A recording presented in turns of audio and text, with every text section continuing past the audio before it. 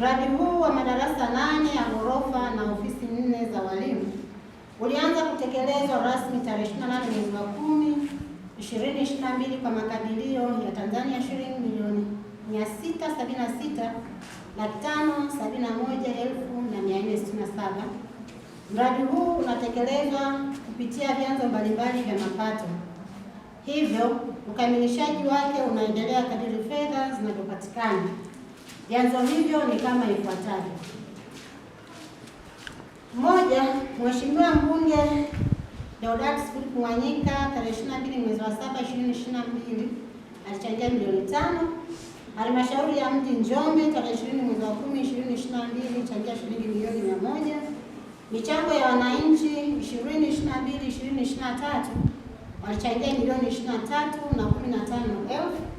Mheshimiwa Mbunge mstaafu Mwalongo alichangia tarehe 2 mwezi wa 3 2023 500,000. Mheshimiwa Mbunge Deodatus Philip Mwanyika tarehe 21 mwezi wa 3 2023 alichangia milioni 5. Serikali kuu tarehe 28 mwezi wa 10 ilichangia tarehe 28 mwezi wa 10 2023 ilichangia milioni 100. Serikali kuu tarehe 2 mwezi wa 2 2024 ilichangia milioni 75. Serikali kuu tarehe 4 mwezi wa 3 2024 ilichangia milioni 100. Halmashauri ya Mji Njombe tarehe 28 mwezi wa 5 2025 ilichangia milioni 50. Na halmashauri kuu ya Mji Njombe tarehe 19 mwezi wa 9 2025 ilichangia milioni 50. Changamoto katika ujenzi huu ni upatikanaji wa fedha kwa wakati. Kama ilivyoelezwa hapo juu, kwa vyanzo vya fedha kwenye mradi huu ni vya aina tofauti tofauti.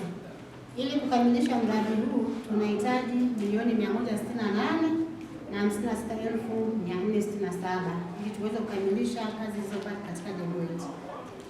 Kazi hizo ni hizi zifuatazo: kupachika topu za milango, kuweka aluminium kwenye madirisha, kubandika marumaru madarasa 4 na ofisi 2 za chini kwenye ground, kupaka rangi jengo zima, kuweka mfumo wa maji na umeme wa awamu ya pili, ujenzi wa mfumo ya maji taka kwenye ofisi za walimu, ununuzi wa samani ambazo ni viti na meza kwa ajili ya wanafunzi na walimu, na fedha za ufundi.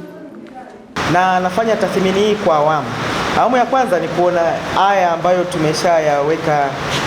tumeshayaweka sakafu yanakamilika kwa maana ya top, milango na rangi. Nafikiri status wewe mwenyewe unaiona kwa maana ya hatua ya ujenzi iliyopo. Vitu vilivyobaki ni vichache ambavyo haviwezi kuzuia madarasa haya kutokutumika. Tukukaribishe tena kwenye mradi huu wa madarasa 8 ya ghorofa. Kwanza tukushukuru kwa sababu umekuwa una mchango wa kwako wewe mwenyewe binafsi, lakini umekuwa na kupushi fedha kuja kufika mahali hapa. Tukushukuru kwa hilo.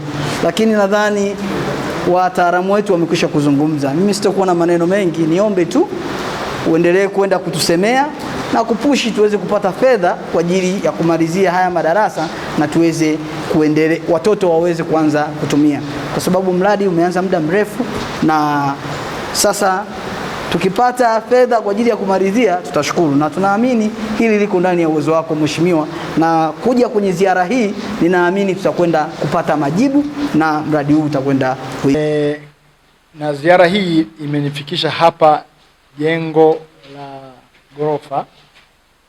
Bahati nzuri Uwemba hapa ghorofa ilianza zamani sana.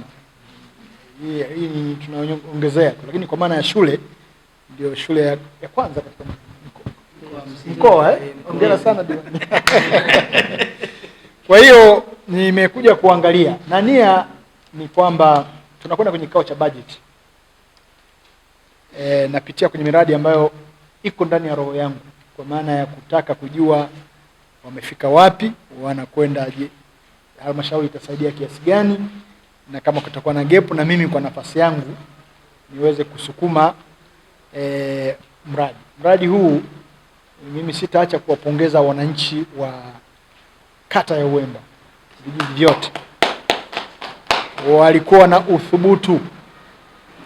Mimi nimeingia hapa 2020 kama mbunge, bado watu walikuwa wanaishi kwenye zama za uzamani kwamba Gorofa ya nini? Shule gorofa ya nini? Lakini ni kutoelewa. Lakini hawa wananchi wa hapa wakiongozwa na viongozi wao na diwani akiwa ni mstari wa mbele, walitambua lazima uiangalie hii shule miaka 50, miaka 100. Wenzetu walijenga hapa tayari na miaka zaidi ya 50. Kwa hiyo walipofikia ndio tukawa tumekwama, kwa maana ya kwamba wanafunzi wanaongezeka, shule inatanuka, eneo dogo. Sasa ukiendelea kujenga madarasa ya chini ni shida. Kwa mimi nashukuru kwamba tulitambua hilo, tukatekeleza mradi, tukapata vibali. Na nashukuru sana madiwani kama alivyosema msoma taarifa. Walifanya maamuzi mazuri kwa wakati ya kusema tuwe na shule ya gorofa. Kwa hiyo nimeelewa kitu kinachotakiwa hapa, fedha zinazotakiwa, na bahati nzuri mwakilishi wa mkurugenzi ameongea kwamba na wao wameshafanya tathmini, engineer amepita hapa, ameelewa mahitaji ya kwenda mbele ni nini, yatagharimu kiasi gani. Tunaongelea milioni 168. Kwa hiyo kwa utaratibu wa halmashauri wataangalia kiasi gani wanaweza wakafikisha kwenye bajeti zao, lakini watakapokwama hawahitaji kukwama. Na mimi kwa nafasi yangu kama mwakilishi, na nina njia zangu vile vile, hata hela zilizotumika hapa milioni 500 na kitu, kuna nyingine tumezitoka TAMISEMI, nilizitafuta mimi kwa nafasi yangu kama mbunge nikazileta hapa. Kwa hiyo nimeangalia, nitakwenda kushughulika kuona ni kiasi gani waweze kutusukumia fedha. Ingawaje sasa kwa Uwemba hawa watu wanajiongeza, wameshaweka na mradi mwingine wa mabweni. Sasa nimeenda kutafuta hela za mabweni, sasa kusukuma zote mbili inaweza kawa kidogo shida, lakini napongeza, kazi imeenda vizuri. Kwa haraka kwa ujumla inaonyesha milioni 500. Jamani, si mnaona? Inaonyesha. Ingawaje niombe sasa, mambo yameshafanyika, lakini macho yangu mimi ni makali sana kwenye kuweka madirisha, tutapata shida kidogo. Nimeshamwambia engineer, yaani kwa macho yangu ya haraka tu hizi koplo za madirisha za milango zitatupa shida. Mimi ni mjenzi, nishajenga sana, naona ile lura ile haijakaa sawa. Kwa hiyo kama tunatumia madirisha gani? Si aluminium, maana lenyewe limenyoka, kwa hiyo majibu yatatoka tu. Kwa hiyo kama kuna haja ya kufanya marekebisho mapema, lazima mfanye, hamna ujanja. Ukiangalia ile dirisha unaona kabisa linacheza hivi, ukipiga ile aluminium hapa matundu kote huko. Kwa hiyo nadhani engineer naye ameona. Kwa hiyo nadhani ni mambo madogo tu. Tiles hapa kiwango kizuri, zimekaa vizuri, hata ceiling iko vizuri na vitu vingi viko vizuri. Nadhani shida yetu wa Tanzania, na hii nimelisema na nilirudia, bado kwenye kumaliza vitu. Sisi nadhani dirisha ni vipimo, yani na vipimo mpaka milimita. Kwa hiyo ukiangalia haya kidogo hayaendi kwenye milimita. Ndio maana tumesha ile shule pale, nimepigania tumeleta shule ya uhandisi amali au shule ya amali uhandisi, ili mafundi wetu wajue kwamba unatakiwa ujue vipimo na ujue kwamba nyumba sio kujenga, nyumba ni finishing, umaliziaji kwa kiwango cha juu.